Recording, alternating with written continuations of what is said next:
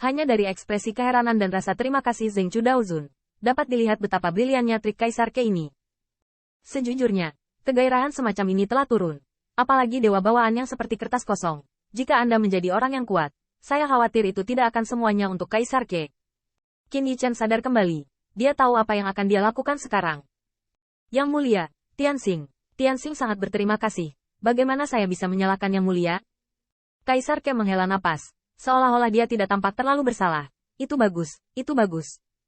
Mulai sekarang, jika kamu memegang senjata kerajaan, kamu akan bangga padamu. Setelah menghela nafas, Kaisar Ke sepertinya memikirkan sesuatu lagi. Selain memperbaiki senjata kekaisaran, kamu sepertinya tidak tahu bagaimana mengendalikan Tianxing. Bagaimanapun juga, ini adalah kaisar dari klan Bihai. Bahkan raja tidak dapat menanganinya di ujung jarinya.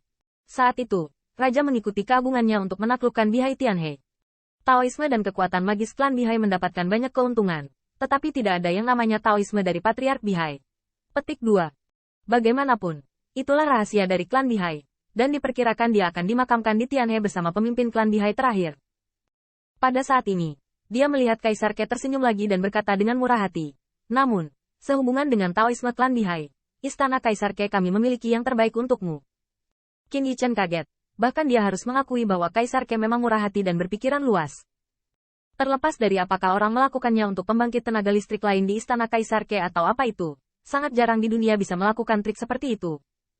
Pandangan sedih Putri Wenxing juga berubah menjadi kegembiraan, dan dia tiba-tiba berkata, Ayah, putriku telah melakukan tidak kurang dari kayu dalam pertempuran di Bihai. Apakah ayah juga memberi penghargaan pada putrinya? Aku kenal kamu gadis. Dike sepertinya sedang dalam suasana hati yang baik. Setelah menggaruk hidung Putri Wenxing dengan ujung jarinya, dia tersenyum dan berkata, Oke, kapan ayahmu pelit padamu? Tianxing, kamu bisa menyembuhkan lukamu dengan ketenangan pikiran, dan setelah kamu menemukan harta karun untukmu, aku akan mengirimkannya kepadamu. Apa yang dipikirkan Kaisar Ke?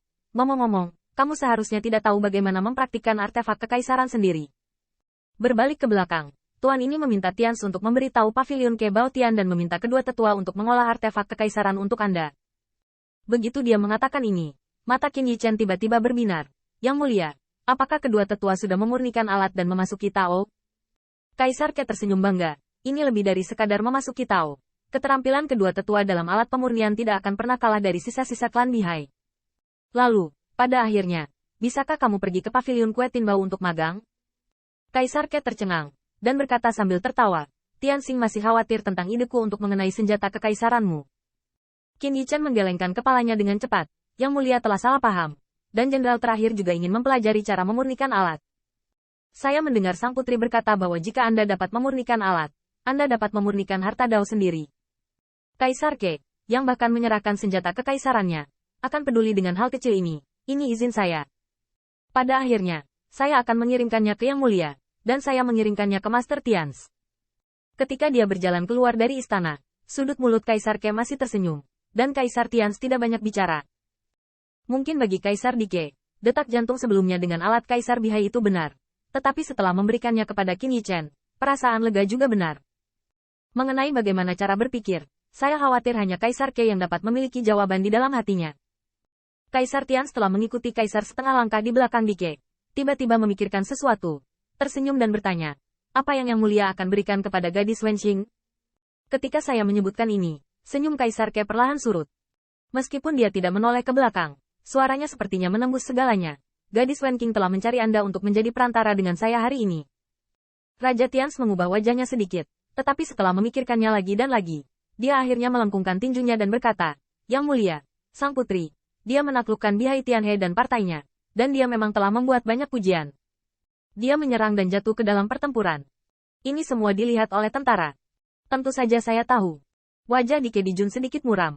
Gadis ini melakukannya untukku. Ngomong-ngomong, saya sudah dalam proses merekrut kerabat dan menikah. Tians, Anda harus mengundang semua pihak untuk mengundang Anda secara langsung. Begitu dia mengatakan ini, wajah Raja Tians tiba-tiba berubah. Apakah Anda benar-benar telah memutuskan? Bagaimana menurut Anda? Mata Dewa Raja Tians berkedip, dan akhirnya dia tidak dapat menahan diri untuk berkata, Yang Mulia, Menteri harus mengucapkan kata-kata yang adil untuk Sang Putri. Dalam pertempuran pertama Bihai, penampilan Sang Putri jauh melampaui harapan Anda. Kaisar Dike menggelengkan kepalanya dan berkata sambil tersenyum, Tians, Menurutmu apakah aku jenis patriarki antik? Raja Tians berpikir sejenak, dan berkata dengan jujur, tentu saja tidak. Jadi menurutmu aku memenjarakan Wen Qing? Ini. Kaisar Ke mencibir, gadis ini selamat, jadi dia bisa tawar-menawar dengan saya. Tapi Wen Qing tidak tahu betapa berbahayanya dunia luar. Apa kau belum tahu? Pang Kuohai cukup berani. Dia setia kepada Yang Mulia. Terus kenapa? Bukankah dia dimakamkan di Bihai? Hanya karena klan Bihai sedang membuat gelombang. Semua orang dari alam semesta kuno telah terlibat. Tians, aku bertanya padamu. Jika hari ketika kita bertarung untuk Kaisar, kita akan memusnahkan sisa-sisa Laut Biru. Apakah itu hanya gelombang kecil? Kaisar Tians menundukkan kepalanya dan tidak berkata apa-apa. Dan suara Kaisar Ke menjadi lebih serius. Di klan, di istana Kaisar Ke, semua orang dapat membiarkan Wen Qing. Tetapi dalam pertarungan nyata, orang luar tidak akan membiarkannya. Saya akui bahwa saya memiliki motif egois. Anak-anak saya harus hidup dengan baik. Tetapi bukankah kita bekerja keras agar anak-anak kita kelak keliling dunia? Raja Tians terdiam untuk waktu yang lama. Dan akhirnya berkata, Wei Chen mengerti. Dalam beberapa hari berikutnya, Sang Changsheng dan sekelompok Zedeguan datang untuk memberi selamat kepada Qin Yichen. Adapun alasan untuk memberi selamat, tentu, yang terakhir senang dengan senjata kekaisaran. Selain itu, ada banyak orang yang ingin memberi selamat kepadanya. Ada begitu banyak orang yang tidak mengenal Qin Yichen sebelumnya. Namun, Qin Yichen mengerti bahwa dia ada di sini untuk memberi selamat pada dirinya sendiri. Tetapi pada kenyataannya, itu adalah kontribusi istana kekaisaran untuk membuat semua orang sadar akan kemurahan hati kaisar. Qin Yichen tidak berkomentar tentang ini, karena tidak peduli bagaimana Kaisar Ke melakukan pertunjukan. Dia harus mengakui bahwa pihak lain membayar harga senjata kekaisaran untuk ini. Tapi ini tidak mempengaruhi kecemburuan Sang Changsheng terhadapnya. Ini adalah senjata kekaisaran. Jangan bicara tentang dia. Saya tidak tahu berapa banyak kekuatan yang bisa saya sentuh sekali dalam hidup saya.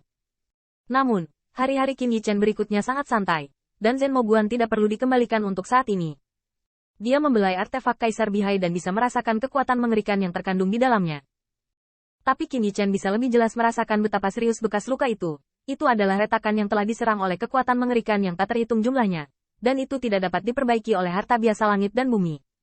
Selain itu, Qin Yichen melihat safir yang dalam di bawah ujung tombak. Saya tidak tahu terbuat dari apa. Dan itu sudah ditutupi dengan bekas luka. Bahkan lebih serius daripada ujung tombak.